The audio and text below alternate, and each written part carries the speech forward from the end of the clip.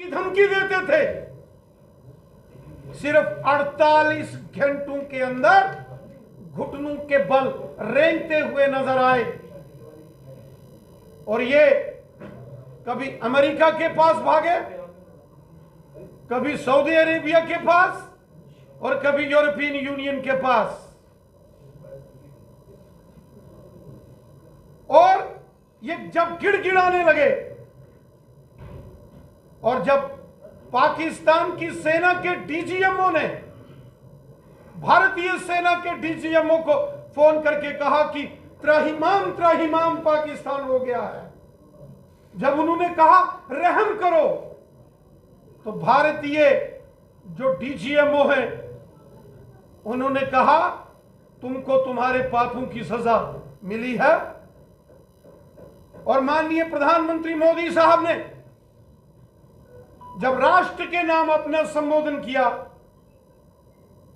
उन्होंने इस बात को स्पष्ट कर दिया है कि अगर भविष्य में भारत में कोई आतंकवादी हमला होता है तो उसे एक्ट ऑफ वॉर, जंग के तौर पर लिया जाएगा। और साथ ही साथ हमारे माननीय प्रधानमंत्री मोदी साहब ने यह स्पष्ट किया है कि ऑपरेशन सिंदूर को अभी समाप्त नहीं किया गया है।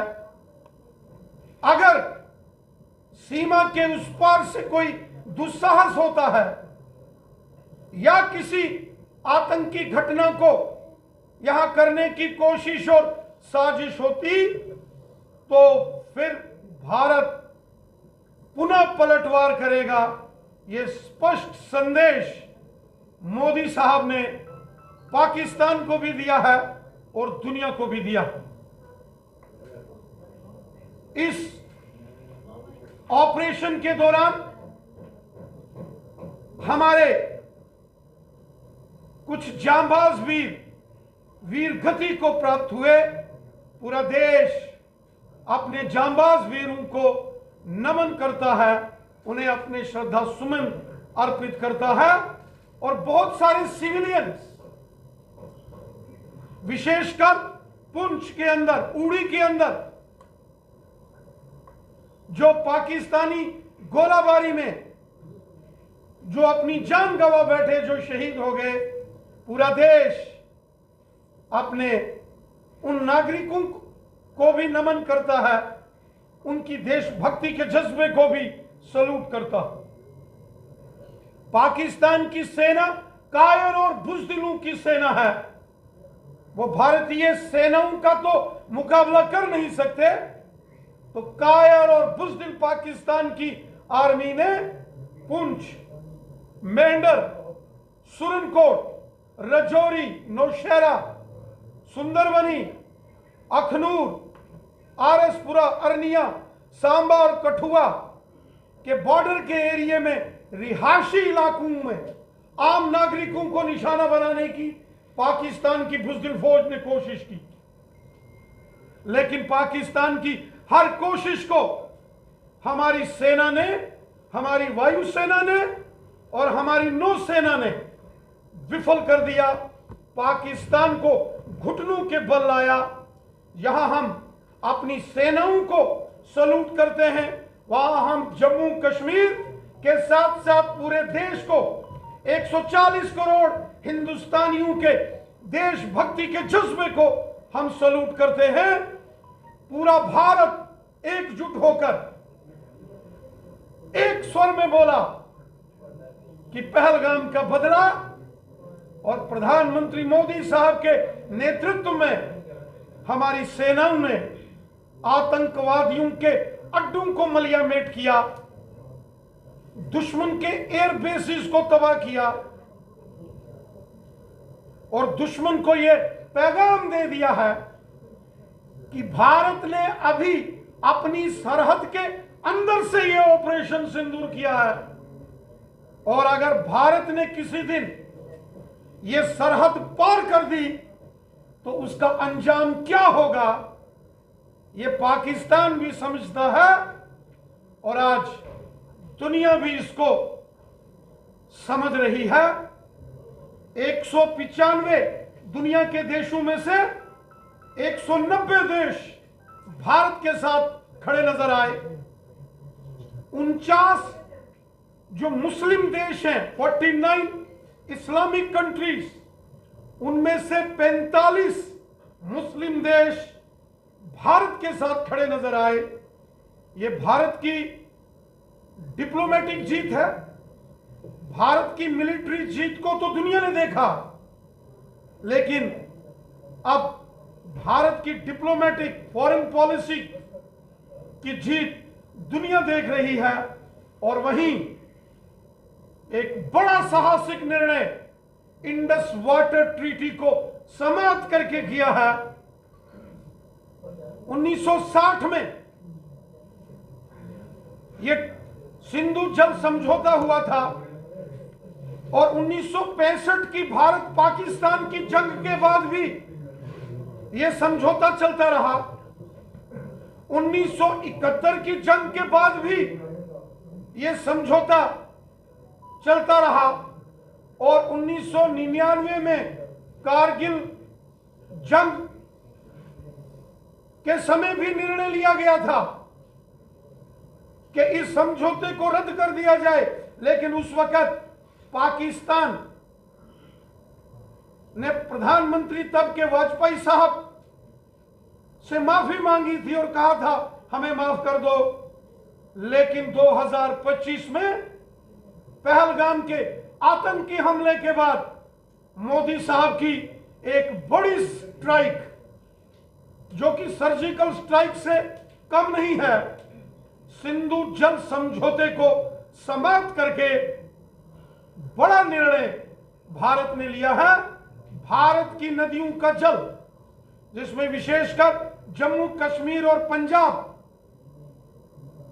में जो हिमालयन श्रृंखलाओं से गुजरने वाली नदियों का जल है, उसका पूर्ण सदुपयोग, उसकी सारी यूटिलिटी भारत में होगी। यह भी एक बड़ा फैसला और कड़ा फैसला मोदी साहब ने लिया है। पाकिस्तान की चारों तरफ घेराबंदी मोदी साहब ने की है, हमारी सेनाओं ने की है। पूरा देश जो अपेक्षा रख रहा था, पूरे देश की जो चाहत थी, वो मोदी साहब के नेतृत्व में हमारी सेनाओं ने करके दिखाया। 140 करोड़ हिंदुस्तानियों की इच्छाओं को मोदी साहब ने और हमारी सेनाओं ने पूरा किया है। हम अपने देश के जांबाज वीर सैनिकों को सैल्यूट करते हैं और हमें मान है देश के यशस्वी प्रधानमंत्री मोदी साहब पर, जिन्होंने जो कहा था कि जमीन के पाताल से भी निकाल के आतंकवादियों को उनके गुनाहों की सजा देंगे, और वही हश्र आतंकवादियों का हुआ है। ये सारी दुनिया ने देखा।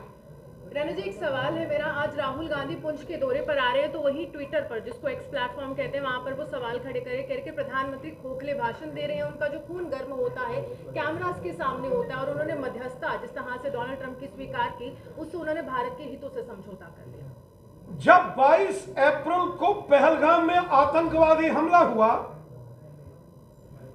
तो वो भारत की आस्था पर हमला था।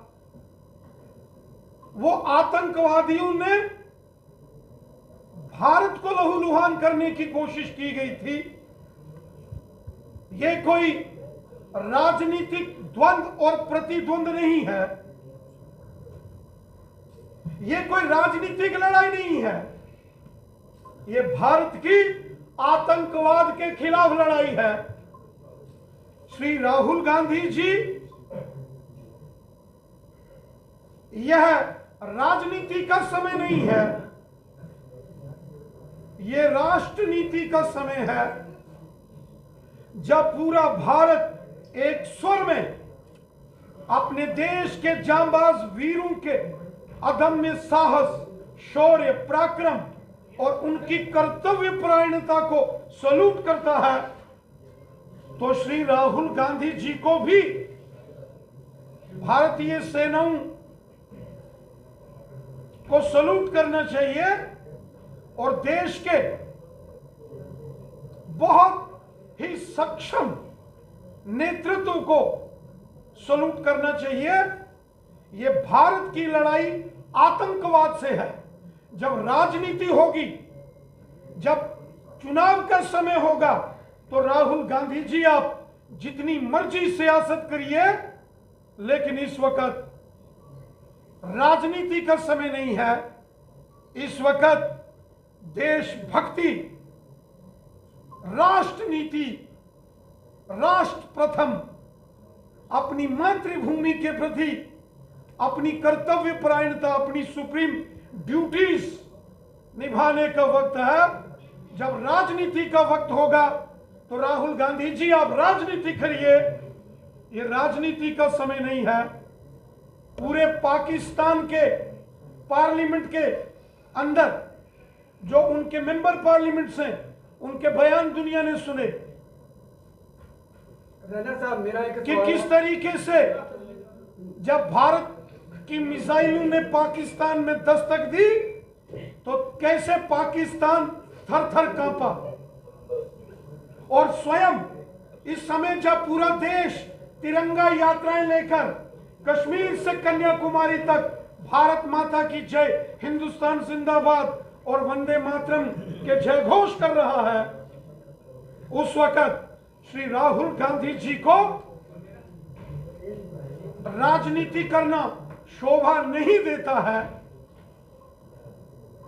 ये राजनीतिक मूल्यों के भी खिलाफ है कि जब पूरी दुनिया भारतीय सेनाओं को सलूट कर रही है, उस वक्त श्री राहुल गांधी जी अगर भारतीय सेनाओं के सामने प्रश्न चिन्ह खड़ा करते हैं, तो दुनिया और भारत कहेगा कि राहुल गांधी जी ये देश के साथ गद्दारी मत करिए। इससे पहले भी जो गद्दारी कांग्रेस ने और कांग्रेसियों ने की है, उसकी बड़ी कीमत भारतीयों ने अदा की है। ये आतंकवाद, ये अलगाववाद, ये सब इस कांग्रेस की देन है। कांग्रेस ने भारत को पहले ही बहुत जख्म दिए हैं। कांग्रेस ने कई बार भारत माता की पीठ पर खंजर घोंपे हैं। कांग्रेस ने कई बार भारत का अपमान किया है। और आज अगर फिर कांग्रेस देश के साथ गद्दारी करेगी, तो देश कांग्रेस पार्टी को कभी माफ नहीं करेगा। राणा साहब, मेरा सवाल है कि कोई डाउट नहीं है कि सेना ने घुसकर जो है पाकिस्तान की धज्जियां उठाई, वही सेना का अपमान किया है। कर्नल कुरैशी जो है, उसको आपके एक एमपी जो है मध्य प्रदेश के, उन्होंने कहा है ये आतंकवादियों की बहन है, इस पर क्या करें। अभी तक उसके ऊपर कार्रवाई नहीं हुई। सुप्रीम कोर्ट के अंदर ये जो है केस चल रहा है। हाई कोर्ट ने निर्देश दिया, FIR तक नहीं लगी। क्या कहेंगे इसके ऊपर? पूरा भारत अपने एक एक सैनिक को सल्यूट करता है। हमारे तीनों सेनाओं के जो अध्यक्ष हैं, army chief, naval chief, air force chief और सेना के हर एक जांबाज वीर सैनिक को पूरा देश सल्यूट करता है और पूरा देश गर्व करता है अपनी जांबाज बेटियों पर।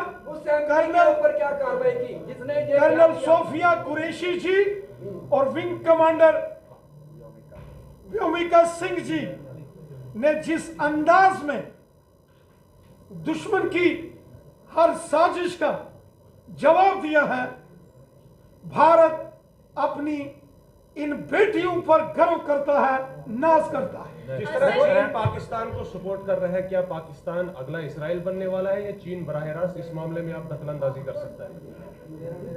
दुनिया के 195 देशों में से 190 देश ऑपरेशन सिंदूर के समय भारत के साथ खड़े थे और यहां तक 49 जो मुस्लिम कंट्रीज हैं उनमें से 45 मुस्लिम कंट्रीज भारत के साथ खड़े थे। ये भारत की डिप्लोमेटिक जीत भी है और भारत ने पूरी दुनिया को अपने साथ खड़ा किया। ये भारत की एक और बड़ी कामयाबी। राणा साहब, एक सवाल मेरा रहेगा कि कुछ दिनों पहले गृह मंत्री द्वारा एक बैठक बुलाई गई थी। उनका ये कहना है कि पूरे भारतवर्ष में जहां पर भी रोहिंग्यास और बांग्लादेशी इलीगल तौर से रह रहे हैं उन्हें 30 दिनों के अंदर वापस जाना होगा, लेकिन जम्मू में काफी ऐसे रोहिंग्यास हैं जिनके पास प्रॉपर डॉक्यूमेंट्स भी हैं, तो क्या उन्हें भी वापस भेजा जाएगा? सरकार का जो भी निर्णय होता है यकीनन प्रशासनिक अधिकारी इन लेटर इन स्पिरिट उस पर काम करते हैं। सर, आप कांग्रेस को बार बार निशाना बना रहे हैं, लेकिन पीपल डेमोक्रेटिक पार्टी द्वारा अभी भी यही कहा जा रहा है कि बैठ के बातचीत से सब कुछ मसले जो हैं वो हल हो सकते हैं। इस चीज पर आप क्या कहेंगे? भारत ने तो दुनिया के तमाम देशों के साथ अपने दोस्ताना ताल्लुकात बनाए। वो अटल बिहारी वाजपेयी साहब थे जो बस लेकर लाहौर गए थे, शांति का, अमन का, भाईचारे का पैगाम लेकर, लेकिन शायद पाकिस्तान अमन की, शांति की भाषा नहीं समझता। पाकिस्तान को मोदी साहब ने अपनी भाषा में समझाया है और अभी तो मोदी साहब ने और हमारी देश की सेनाओं ने एक ट्रेलर दिखाया है। ट्रेलर ऑपरेशन सिंदूर में अभी तक जो कार्रवाई हुई है ये तो एक ट्रेलर है, ट्रेलर। अगर गलती से पाकिस्तान ने फिर गुस्ताखी की तो पूरी की पूरी फिल्म ट्रेलर के बाद भारत दिखाने की ताकत रखता है, जिसका जिक्र स्वयं मोदी साहब ने किया। कांग्रेस का कहना है कि भारतीय जनता पार्टी ऑपरेशन सिंदूर का क्रेडिट लेकर राजनीति कर रही है, उस पर आप क्या कहेंगे?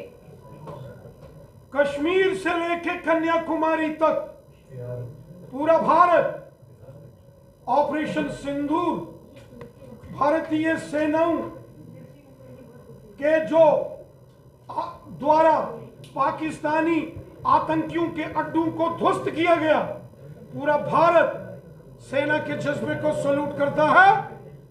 लेकिन कहीं ना कहीं कांग्रेस गद्दारी कर रही है। लगता है कि कांग्रेस के डीएनए में घर। सर आप बार बार कांग्रेस की बात कर रहे हैं। हमें ये बताइए, अगर यहाँ पर सिक्योरिटी लैब्स था तो उसके बाद ही ये सब कुछ हुआ ना? सिक्योरिटी लैब्स थी ये सब कुछ, ये बताइए। पहलगाम हम देखें, पिछले 35-40 सालों में जम्मू कश्मीर में आतंकी साजिशें, आतंकी घटनाएं पाकिस्तान और उसके आतंकवादियों द्वारा की गई। जम्मू कश्मीर को लहूलुहान किया गया। आतंकवादियों के ठिकाने, उनके हाइडआउट्स, उनके बड़े बड़े कमांडर्स को ढेर कर दिया। और जब पहलगाम हुआ तो पहली बार केवल पीओके में नहीं, लाहौर, कराची और रावलपिंडी में भी आतंकियों के ठिकाने तबाह किए गए। भारत आतंकवाद को जड़ से समाप्त करेगा। अगर देश के अंदर कोई साजिश होगी उसको भी जड़ से समाप्त किया जाएगा। नुकसान तो सबसे ज्यादा जम्मू कश्मीर का है ना, पर्यटक टोटली खत्म हो चुका है, कश्मीर के लोग खत्म हो चुके हैं। इसीलिए हम बार बार कहते हैं कि जम्मू कश्मीर की जनता का सबसे बड़ा दुश्मन और गुनाहगार कोई है वो पाकिस्तान है। राणा साहब, क्या बॉर्डर के घरों में बंकर बनाने की प्रक्रिया तेज होगी? चौधरी जुल्फकार साहब।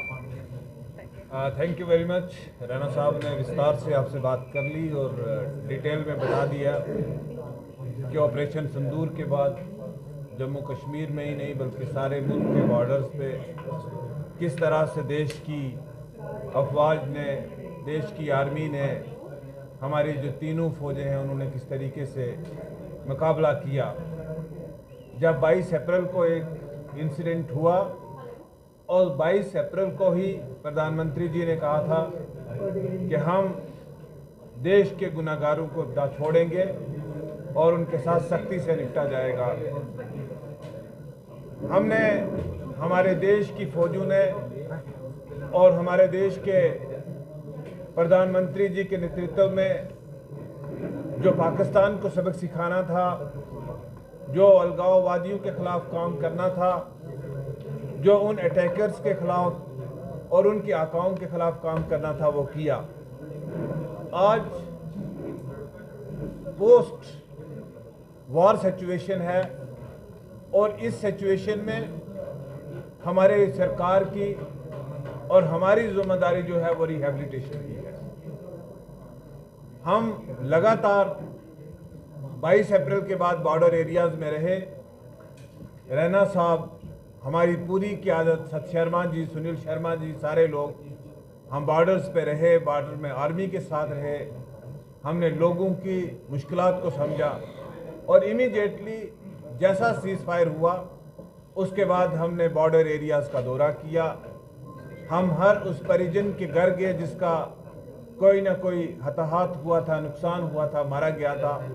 लोगों के घर टूट गए थे, लोगों के इबादत गाहें, चाहे गुरुद्वारा साहब हों, चाहे मंदिर हों, चाहे मसाजिद हों, चाहे मदरसा हो, क्योंकि जो पाकिस्तान ने हमला किया, सीज़ फायर वायोलेशन की, उसमें उन्होंने ना मंदिर को माफ़ किया ना मस्जिद को माफ़ किया।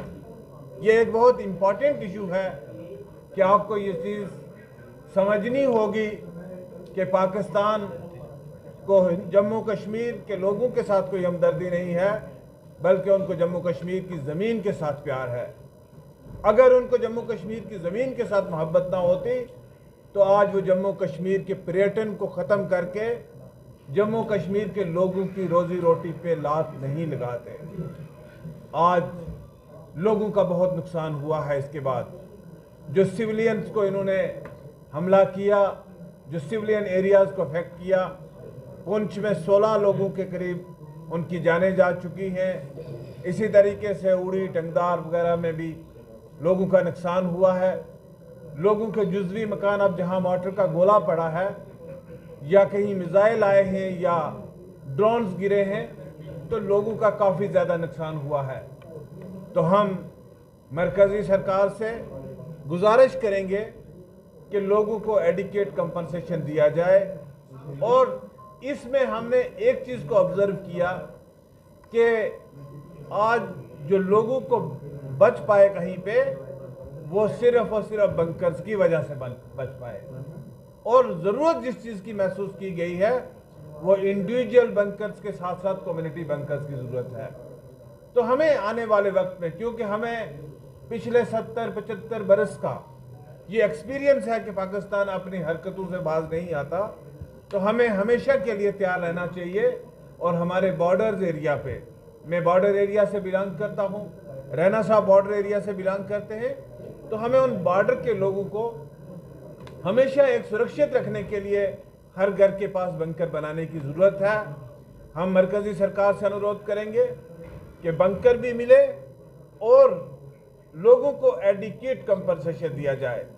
इसको एक national emergency, national disaster declare करना होगा। राजौरी, पुंछ, जम्मू कश्मीर के बॉर्डर और राजस्थान वगैरह के भी जहां पे नुकसान हुआ है, इसको नेशनल डिजास्टर डिक्लेयर करके इसको नेशनल डिजास्टर में एडिक्वेट कंपनसेशन देने की जरूरत है। रेना साहब, एक सवाल रहेगा।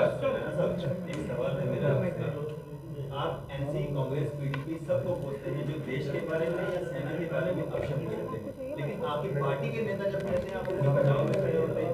एक आपके एमपी के मंत्री ये कहते हैं कि सोनिया कुरैशी जो है मिलिटेंट्स की बहन है, पाकिस्तान की बहन है, हमने उनको भेजा बदमाने के लिए। दूसरे आपके डिप्टी सीएम साहब सेना के लिए कहते हैं सर, दूसरे आपके डिप्टी सीएम सेना के लिए कहते हैं कि प्रधानमंत्री नरेंद्र मोदी के चरणों में नतमस्तक है। ऐसा क्यों? उनके खिलाफ आप क्यों नहीं बोलते? 140 करोड़ हिंदुस्तानी अपनी सेनाओं के जांबाज वीरों को सलूट करते हैं और 140 करोड़ हिंदुस्तानी 140 करोड़ हिंदुस्तानी कर्नल सोफिया कुरैशी जो देश की प्राउड डॉटर है और व्योमिका सिंह विंग कमांडर जो देश की प्राउड डॉटर्स हैं, पूरा देश उन्हें सलूट करता है। Sir thank you. साहब एक आखिरी सवाल